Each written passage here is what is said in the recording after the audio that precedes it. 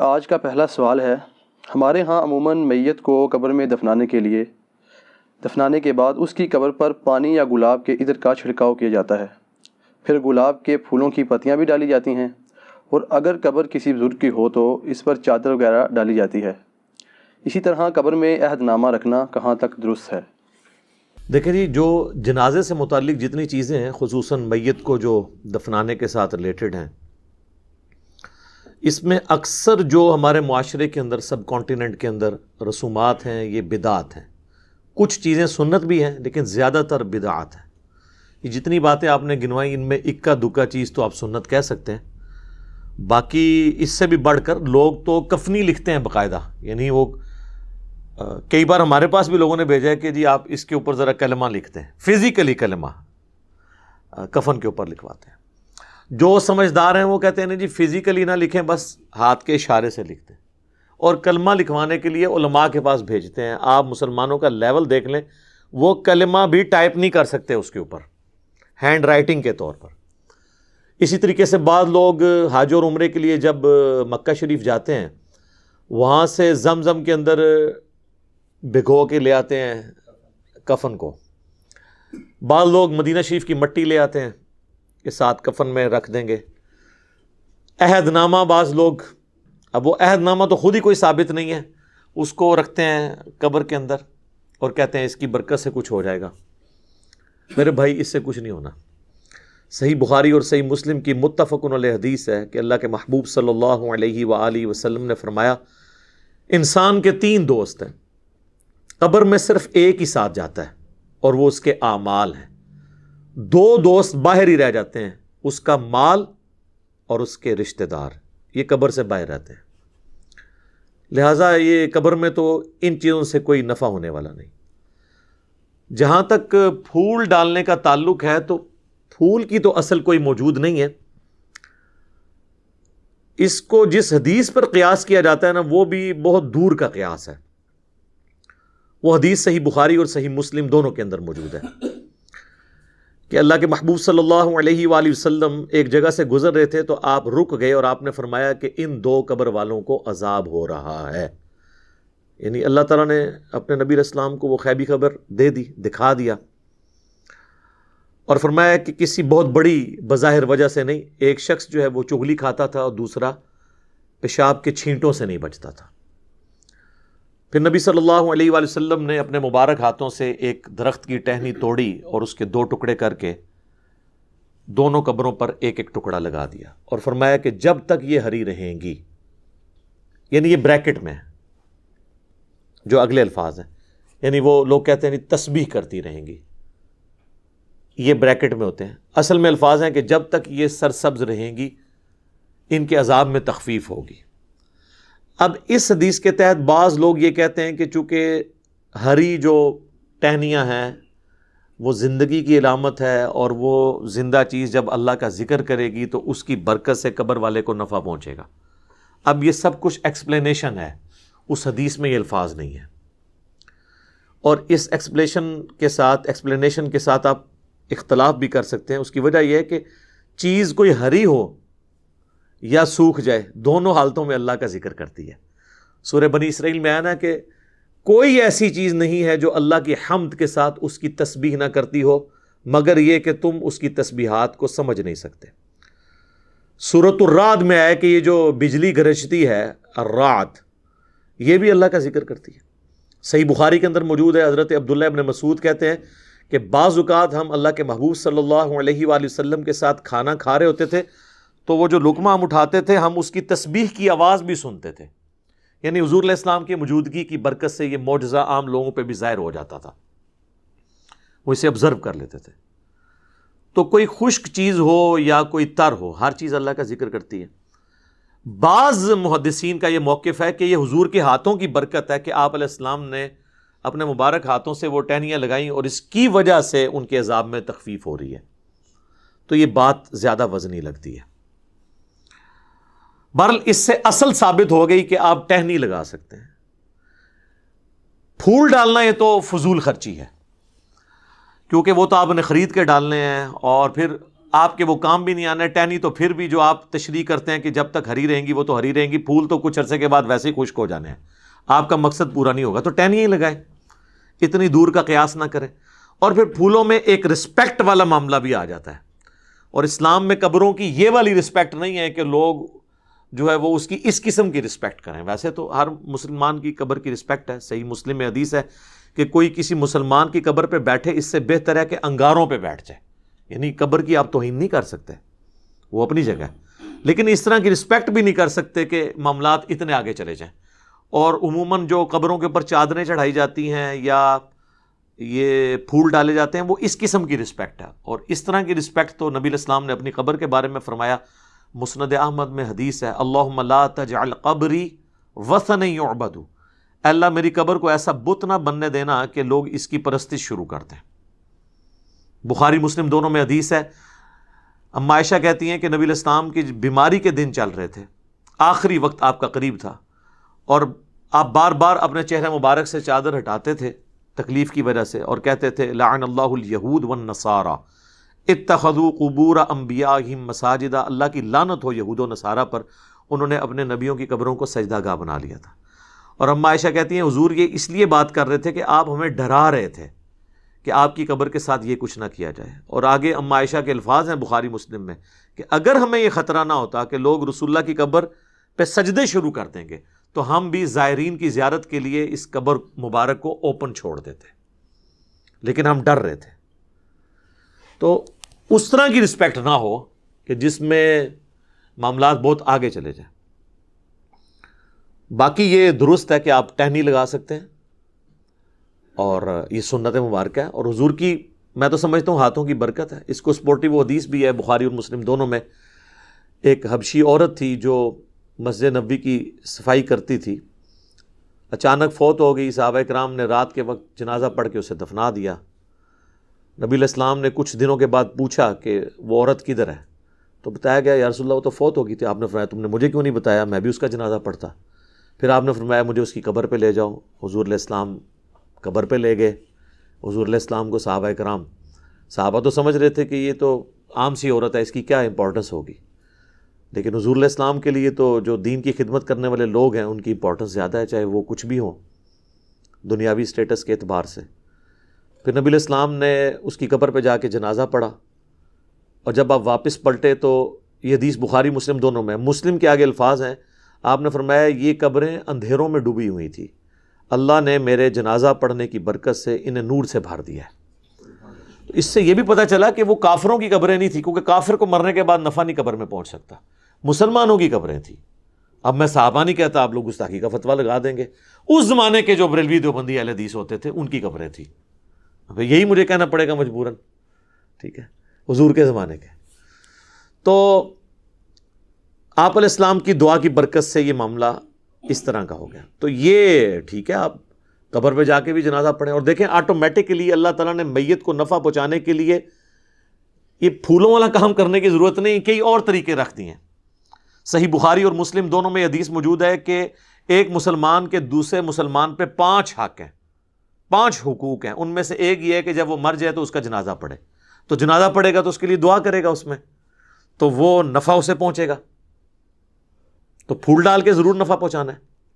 پھر سنن ابی داؤد میں حدیث ہے جب اپنے بھائی کو دفنا چکو تو اس کی قبر پر کھڑے ہو کر دعا کرو, قبر کے اندر جو سوالات ہیں ان کے جوابات میں استقامت کے لیے, یہ بھی اس کے لیے نفع ہے. پھر اس کے بعد بھی جب آپ کبھی قبر پہ جائیں تو صحیح مسلم میں موجود ہے آپ نے قبرستان والوں کے لیے دعا کرنی ہے, السلام علیکم اہل الدیار من المؤمنین والمسلمین وَإِنَّا إِن شَاءَ اللَّهُ بِكُمْ لَلَاحِقُونَ نَسْأَلُ اللَّهَ لَنَا وَلَكُمُ الْعَافِيَةَ. اے جو مسلمان مومنین اور مسلمین یہاں پہ جتنے بھی لوگ دفن ہو تم پر سلامتی ہو, ہم بھی اللہ نے چاہا تو عنقریب تمہارے پاس آنے والے ہیں مر کے, ہم اللہ کے حضور تمہارے لیے اور اپنے لیے عافیت کا سوال کرتے ہیں. تو یہ دعا کا بھی نفع ہے, وہ آپ نے قبرستان جب بھی جانا ہے دعا کرنی ہے تو وہ بھی نفع اس کو پہنچ رہا ہے. اس کے علاوہ کچھ رسومات ہیں وہ بھی صحیح ہے, جس طرح صحیح مسلم میں حدیث ہے کہ حضرت عمر بن عاص کی جب موت کا وقت قریب آیا تو بڑی لمبی وہ حدیث ہے, اور یوٹیوب پہ میرا کلپ بھی ہے عمر بن عاص کی موت, تو اس میں وہ کافی دردناک حدیث ہے. اس کے اینڈ پہ الفاظ ہیں جب میں مر جاؤں تو میری میت کے ساتھ کوئی نوحہ کرنے والی عورت نہیں لے کے جانی ساتھ، نہ کوئی آگ لے کے جانی ہے، اور جب مجھے دفنا چکو تو میری قبر پر پانی چھڑک دینا۔ تو اس سے پتہ چلا کہ قبر پہ پانی چھڑکنا سنت ہے، اور میری قبر پہ اتنی دیر بیٹھے رہنا، یعنی اس کے اوپر نہیں، یعنی مراد اس کے سائیڈ پہ، جتنی دیر اونٹ کو نہر کر کے، اونٹ کو نہر کرنے کے بعد اس کا گوشت تقسیم کیا جاتا ہے، یعنی آلموسٹ 2.5-3 گھنٹے، تاکہ میں اپنے قبر کے ساتھ مانوس ہو جاؤں اور سوالات کے جوابات میں مجھے استقامت نصیب ہو۔ تو قبر پہ بیٹھنا اتنی دیر، تو یہ سنت ہے، یعنی ظاہر ہے سنت اس اعتبار سے ایک صحابی تعلیم کر رہے ہیں۔ تو پانی کا چھڑکاؤ کرنا بھی سنت ہو گیا، جنازے کی دعا بھی سنت ہو گئی، قبرستان کی دعا بھی سنت ہو گئی، اور سورۃ الحشر میں تو اللہ تعالیٰ نے کیٹاگوریکلی فرمایا ہے ربنا اغفر لنا ولاخواننا الذین سبقونا بالایمان، اہل ایمان کی نشانی ہے کہ وہ اپنے سے اگلے جو لوگ گزر چکے، مر چکے، ان کے لیے دعا کرتے ہیں۔ تو وہ تو ہم عام دعاؤں میں بھی ہمارا حصہ ان تک پہنچتا رہتا ہے، وہ ہم نے دعا کرنی ہے ہر صورت میں۔ باقی اللہ کی مرضی ہے، وہ دعا کو قبول کرے۔ صحیح مسلم میں حدیث ہے کہ جس مسلمان کے جنازے میں 40 ایسے مسلمان شریک ہو جائیں جو شرک نہ کرتے ہوں، تو اللہ تعالیٰ ان کی شفاعت اس مردے کے حق میں قبول کر لے گا۔ اب یہ اللہ کی مرضی ہے، قبول کرے یا نہ کرے۔ بخاری مسلم دونوں میں حدیث ہے کہ عبداللہ ابن ابی جب مرا ہے، حضور علیہ السلام نے اپنا کرتا مبارک کفن کے طور پہ اسے دیا، چونکہ اس کا بیٹا صحابی تھا، نبی علیہ السلام کی اخلاقیات تھے۔ اپنے مبارک ہاتھوں سے اسے قبر میں اتارا، جنازہ پڑھایا، اپنا تھوک مبارک اس کے منہ میں ٹپکایا، لیکن اینڈ رزلٹ یہ ہوا کہ سورہ توبہ میں آیات نازل ہوئیں کہ آپ 70 دفعہ بھی ان کے لیے مغفرت کی دعا کریں، ہم قبول نہیں کریں گے، اور آئندہ نہ تو آپ نے ان کا جنازہ پڑھنا ہے اور نہ کسی کی اس طرح کے بندے کی قبر پہ آپ نے کھڑے ہونا ہے۔ تو وہ اللہ کی مرضی، کسی کو نفع پہنچائے یا نہ پہنچائے، اس طرح دھواں زبردستی کے ساتھ نہیں کر سکتے۔ بخاری مسلم دونوں میں حدیث ہے، نبی علیہ السلام کا ایک غلام تھا مدعم، جو آپ علیہ السلام کہ اونٹ کا کجاوا کسا کرتا تھا، سفر و حضر میں آپ کو وضو کرواتا تھا، آپ کے ساتھ ایک اٹیچ تھا۔ جب مر گیا خیبر کے موقع پر ایک نامعلوم تیر اسے لگا، کوئی دشمنوں کی طرف سے تیر آیا تو لگ گیا، وہ شہید ہو گیا۔ تو صحابہ نے کہا کہ ہم تو اس کو جنت کی بشارت دیتے ہیں، کتنا خوش نصیب ہے یہ۔ تو نبی علیہ السلام فرمایا تم اس کی جنت کی بات کر رہے ہو، اور مجھے اللہ نے دکھایا کہ اس نے مال غنیمت سے صرف ایک چادر چوری کی تھی جو آگ کی اس کے اوپر ڈال دی گئی ہے۔ اب دیکھیں، یعنی اس سے آپ کو پتہ چل گیا صحابہ کرام کو وہ چادر نظر نہیں آئی، تو آپ کے بابوں کو کسی کی آخرت کیسے پتہ چل سکتی ہے؟ کشف القبور اور وہ پتہ نہیں کیا کیا کلیم کرتے ہیں۔ تو حدیث کے الفاظ ہیں، بعض اصحاب نے اگر کوئی ایک رسی بھی یہ سمجھ کے اٹھائی تھی کہ اس کی تو مال غنیمت میں اتنی ورث نہیں ہے، وہ اپنے گھر میں گئے اور واپس لا کے وہ مال غنیمت میں جمع کی کہ کہیں یہ رسی نہ آگ کی بن کے ہمارے اوپر آ جائے۔ تو اس سے اندازہ کریں کہ نبی علیہ السلام کی صحبت میں رہنے والے اگر کسی شخص سے بھی کوئی معاملہ مس ہینڈل ہوا ہے تو اللہ تعالیٰ نے تو اس کا لحاظ نہیں کیا۔ آپ لاکھ کہتے رہیں جو کچھ بھی ہیں تیرے محبوب کی امت سے ہیں، جو محبوب کے ساتھ ڈائریکٹ اٹیچ تھے نا، ان کو بھی اپنے کیے ہوئے اعمال کا انجام بھگتنا پڑا ہے۔ باقی اللہ کی مرضی کسی کے حق میں دعا قبول کر لے، تو وہ اس قسم کی جو رسومات ہیں وہ دعاؤں کی شکل میں جتنے معاملات ہیں وہ تو ٹھیک ہیں۔ اس طرح قبر کے اوپر چادر ڈالتے ہیں تو یہ تو کوئی ثابت نہیں ہے۔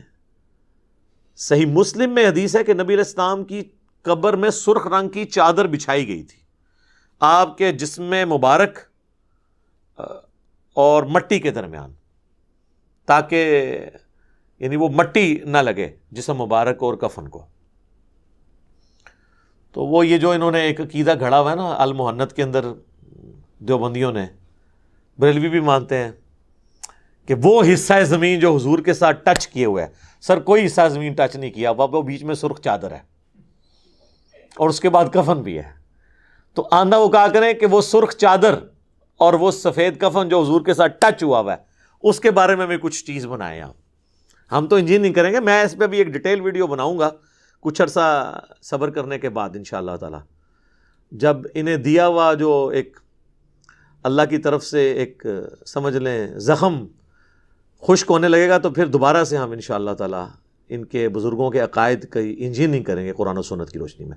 تو قبر کے اندر آپ چٹائی بچھا سکتے ہیں، یعنی اس کو میت کو مٹی سے بچانے کے لیے بالکل درست ہے. اور قبر کے اوپر پانی چھڑکنا مٹی کے بعد ڈالنے کے بعد یہ بالکل درست ہے.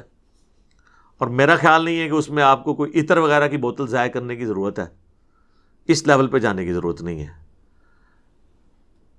پھولوں کا جہاں تک معاملہ ہے وہ تو کوئی اس طریقے سے ثابت نہیں ہے. اب وہ جس طریقے سے قیاس کر رہے ہیں تو وہ پھر قیاس ملٹی پلائی ہوتا جائے گا، اور مجھے اس کی کوئی لاجک سمجھ نہیں آتی، کیونکہ اس میں فضول خرچی والا عنصر بھی اور قبر کی ایک ضرورت سے زیادہ تعظیم والا معاملہ بھی آ جاتا ہے جو اس میں فٹ ان نہیں بیٹھتا. خصوصاً ہمارے معاشرے کے اندر تو آپ کو پتہ ہے کہ یعنی 10 چیزیں ہوتی ہیں تو ایک بندہ آ کے صفر لگا کے اسے 100 بناتا ہے، ایک اور آ کے اسے 1000 بناتا ہے، اور ایک نہ ختم ہونے والا ایک سلسلہ شروع ہو جاتا ہے. یہاں ہم یہ رسک نہیں لے سکتے کہ لوگوں کو اپنے اپنے معاملات کرنے کی اجازت دیں. یہاں تو لوگ قبروں پہ اذانیں دے رہے ہیں. یعنی اگر قبر پہ اذان ہوتی تو نماز جنازہ سے پہلے اذان ہو جاتی نا، وہ تو نماز تھی، اس سے پہلے اذان نہیں ہوتی. جب نماز جنازہ سے پہلے اذان نہیں ہے تو قبر کے اوپر اذان کہاں سے؟ پھر میت کے ساتھ جاتے ہوئے وہ لا الہ الا اللہ اونچی آواز میں پڑھتے ہیں. آپ اگر کہہ دیں کہ یہ ثابت کیوں کہتے ہیں، آپ کلمے کو نہیں مانتے. ٹھیک ہے، آپ دیکھیں کہ کس کس قسم کی چیزیں ساتھ جوڑی ہوئی ہیں. بھئی اگر اسی چیز کے طریقے سے چیزوں کو منوانا ہے تو پھر کل کو ہم کہیں گے کہ آپ جنازے کی اذان اور عید کی اذان شروع کریں تو یہ کہیں گے نبی الاسلام نے نہیں دی ہے، ثابت نہیں ہے. تو آپ کہیں پھر ہم ان کو پھر یہ کہیں گے کہ پھر آپ تو اذان کو ہی نہیں مانتے. تو یہ کیا کہیں گے کہ ہم مانتے ہیں لیکن جدھر ہے وہاں مانتے ہیں نا. تو سر ہم بھی وہیں پہ اذان مانتے ہیں جہاں پہ ہے. اور پھر بلکہ وہ انگلی رکھ کے، وہ فقہ حنفی کی کتابوں میں دیوبند اور بریلوی دونوں کے بزرگوں نے لکھا ہوا ہے کہ آپ انگلی رکھ کے تلقین کریں. وہ جو ڈاکٹر طاہر القادری صاحب کی ویڈیو بھی آئی تھی کہ پڑھ بیٹا، طاہر بیٹا پڑھ. پھر وہ کہہ رہے ہیں کہ آپ لوگ دور ہو جائیں، بھی فرشتے آنے والے ہیں یہاں پہ. ٹھیک ہے نا جی. تو وہ بس اس طرح سے چیزیں ان لوگوں نے بنا دی ہیں. اب کیا کیا جائے؟ اس طریقے سے کسی کو کوئی نفع نہیں پہنچایا جا سکتا زبردستی دھونس کے ساتھ. میت کے لیے دعا کریں. صحیح مسلم میں حدیث ہے کہ مرے ہوئے شخص کو، میت کو صرف 3 چیزوں کا ثواب پہنچتا ہے. نمبر 1 صدقہ جاریہ، اس نے اپنی زندگی میں کوئی ایسا کام کیا جو بعد میں بھی جاری ہے. کسی نے کوئی مسجد میں پنکھا لگوا دیا، کوئی چٹائی بچھا دی، اور وہ بعد میں بھی لوگ اس سے نفع اٹھاتے ہیں. قرآن ترجمے والے رکھوا دیے مسجد کے اندر. دوسرا فرمایا علم کی بات، جیسے امام بخاری نے صحیح بخاری لکھی، امام مسلم نے صحیح مسلم. قیامت تک لوگ اس علم سے نفع حاصل کریں گے تو امام بخاری امام مسلم کو آٹومیٹکلی ثواب مل رہا ہے. اور تیسرا فرمایا نیک اولاد جو اس کے لیے دعا کرتی ہے اس کا بھی ثواب ملے گا. صدقہ اور خیرات کا بھی ثواب ملتا ہے. وہ سنن نسائی میں حدیث ہیں. ایک پورا ایک ٹاپک ہے، میں نے اس کے اوپر ایک ڈیٹیل لیکچر ریکارڈ کروا دیا ہے، ایصال ثواب کے 10 طریقے، جس میں نے بتایا کہ اس طریقے سے آپ میت کو نفع پہنچا سکتے ہیں. اس میں میرے بھائی یہ پھولوں والا معاملہ کہیں پہ نہیں آتا. اس کے ساتھ جتنی جڑی ہوئی چیزیں وہ جان بوجھ کے میں ڈسکس کر دیتا ہوں تاکہ معاشرے کے اندر جو بدعات ہے نا وہ کلیریفائی ہو جائے.